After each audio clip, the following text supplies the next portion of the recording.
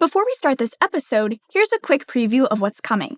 Want to build your own business but don't know where to start? Hear from fellow young entrepreneurs and learn how they turn their passions into profit in this show from PragerU, The Hustle. Enjoy the rest of our free videos for all ages when you subscribe at PragerU.com.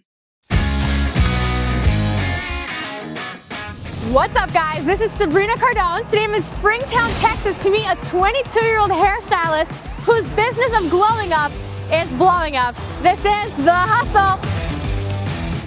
I'm Lauren. I'm 22 years old, and I run the Main Attraction Salon. Lather, rinse, revenue? Meet Lauren Osborne, who is cutting through the competition with her own salon, Main Attraction. I have 3 chairs. I work in one, and the other 2 I rent out. We do hair services. We do washing, curling, chemical services, and this is it. In this episode of The Hustle, we'll learn how Lauren matched a valuable skill with an ambitious plan. We'll also look at how she tracks finances, manages her time and resources, and turns customer satisfaction into steady revenue. When she's not trimming or washing hair, Lauren works behind the scenes, planning ahead, putting her spin on beauty trends, and using her salon's resources to earn recurring revenue are ways Lauren makes a profit. With an upscale vibe and cutting-edge enhancements, getting your hair done at Main Attraction is a luxury. Look at this. It's so beautiful. When someone walks in, I greet them. I ask them if they would like a cup of coffee or a soda. I want to make them feel comfortable and at home. Lauren's always loved styling hair. Her first clients were her friends from middle school. When I was little, I would do my hair, my friend's hair, but I knew I wanted to pursue it as a career. In high school, whenever homecoming came around or prom, I was the hair girl. This is it. That's just kind of what hit me. I wanted to do what I love and what I have a passion for. When Lauren graduated, she cut a straight line for cosmetology school. There, she brushed up on her skills. I really worked hard on the services that I wanted to offer, did 2 semesters of school, and then went and took 2 different tests, a written test and a practical test, and then got my license and started working in booth rent right after. To open her salon, Lauren needed $15,000. It was time to hustle. Starting out in the hair industry, I actually worked a separate job that didn't have to do with hair, just so I could save a little bit of money and build my clientele at the same time and make sure I could support my business. So after about 6 months, I quit my second job and I was strictly doing hair, just focusing on building everything. And then after 2 years working booth rent, I found this building. Lauren knew she'd need money for rent, chairs, a shampoo bowl, and other startup costs. Winging it might work for eyeliner, but not for entrepreneurship. Lauren needed a business plan. A business plan is a written document with your company's goals, strategy, and a potential timeline for getting there. Growing your business or taking it in a new direction is risky. A solid business plan helps you measure your progress, remind yourself what your customers expect, and make wise decisions when you need to adapt. Starting with the business plan, I know I had $15,000 to work with, so I sat down and I wrote all the costs of every necessity that I needed. The chairs, the station, the mirror, the shampoo bowl, and then of course supplies inside of the salon, the paint for the floors and the paint for the walls, every little item piece by piece, so I didn't go over budget. And if you're a young entrepreneur like Lauren, you can get started with budgeting by watching our Cash Course episode, Different Ways to Budget. It covers 6 proven ways to keep track of the cash you spend. Something you'll definitely need if you're hustling to turn your dreams into a thriving business. When a great location popped up online, Lauren was ready, but she couldn't open her doors just yet. She had the vision, a salon offering visitors an exclusive, relaxing experience. To get the look and atmosphere just right, she had to renovate. When I first got the keys to the building, it was empty. We had to paint the walls. I mean, we did everything from top to bottom. Everything in it we put in here ourselves. We replaced the ceiling tiles, we painted the floors, we hung everything up and just decorated it to be my style and my personality, exactly how I wanted it. By opening day, the salon looked great. But Lauren quickly realized that when you're a business owner, there is no letting your hair down. When a pipe burst in the bathroom, her dream was almost washed away. About a month after I opened, one of my pipes had burst in the bathroom, so that flooded the whole place. So I had a contractor come in and fix everything and help clean it up, but that's just one of the expenses that I had to save room for in my budget. When something breaks, the buck stops with her. Repairs, products, even her outdoor sign, everything her salon uses costs money. It's enough to make anyone want to pull their hair out. So I took the cost of product and my time and I wrote it all down on paper, and I just kind of went through everything. What do I want to make an hour? How much is my product going to cost per service? How long is this going to take me? So if I want to make X amount in 3 hours of work, how much do I need to charge that price at and start? And if I need more product, I have to add that in there, and just writing it all down and going over it a few times to make sure it's gonna go flawlessly. Lauren stays on track with something called a P&L sheet. P&L stands for profit and loss. A P&L sheet records how much money you're making versus how much money you're spending on time, products, or operating costs. Like a business plan, P&L sheets can help you measure progress and decide what products or services to prioritize or trim. So an example is a service I offered, eyebrow waxing.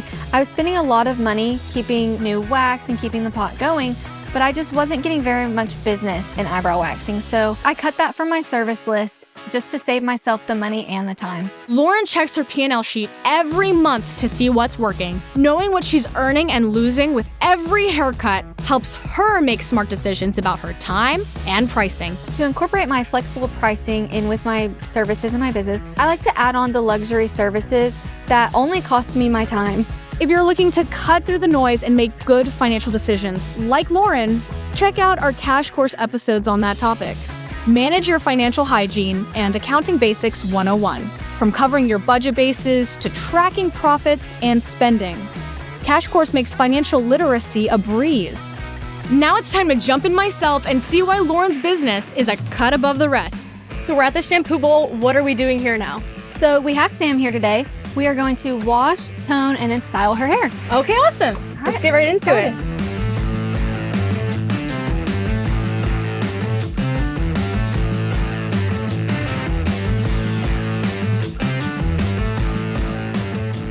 Lauren is a master, and her customers don't just come in for a new look, they come for the luxury service.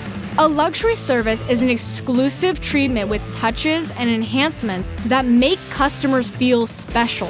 When they come in here, they get their service done, they get to relax and be treated like a princess for a day. Sometimes I'll even toss in a free deep condition mask, but I like to do it more as a treat to let my clients know that I care about them and I care about their hair. I style it just how they want it to be and I make it look perfect, and I want them to walk out feeling good about themselves and feeling like fresh, like a new person. Because luxury services come with a premium cost, customers of Main Attraction expect Lauren to deliver at the highest levels. If she does, then they'll come back again and tell their friends how great it was. In this business, social media reviews and word of mouth is very important to help me grow and keep me here. While regular clients are a valuable revenue stream, Lauren's got another one up her sleeve. She rents out the salon's 2 extra chairs to other stylists for $140 a week.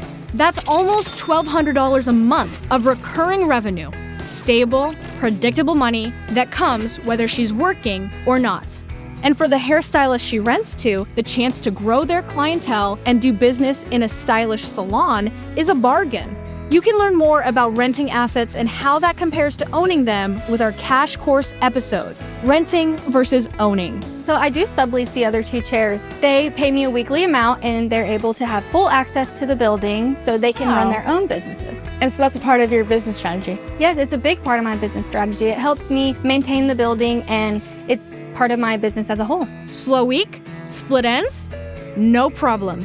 With recurring revenue, Lauren's not just relying on her appointments. She's also saving for her long-term plan of expanding to a bigger salon, one that will let her bring in more customers, offer more luxury services, and develop an even stronger brand. I think once I, in the future, have a bigger salon, that's my goal, then I would be hiring employees to work there. Good. That's probably a 10-year plan. 10-year plan. Yeah. So what did we learn from Lauren today? To stay on track, follow a business plan. Don't just hope your idea will work.